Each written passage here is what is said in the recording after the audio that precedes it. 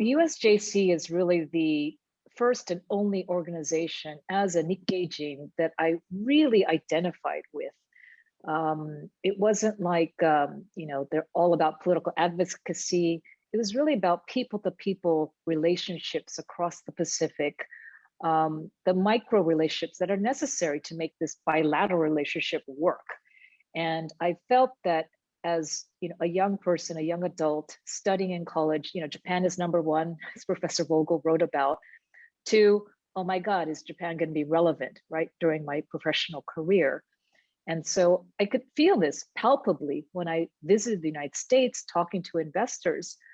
Like, so tell me about companies besides Sony and Toyota. Like, people had very little knowledge. And those people, like in my generation, who'd studied about Japan, who were knowledgeable about the country, about the history, about the economy, they were frankly just dwindling in terms of population. So for me, I felt a sense of a bit of urgency that we don't have the numbers of Japanese, first generation or even second generation that other maybe Asian communities had.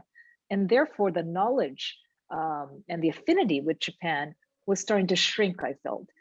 And whether it's my mother, wanting to pass on the tradition of tea ceremony that I think is so wonderful, once she's gone, yes, she has other, students who can teach, but it's really going to, shrink very, very dramatically. So to me, USJC symbolizes, the preservation of this bridge between these two nations at this very, very meaningful people-to-people level.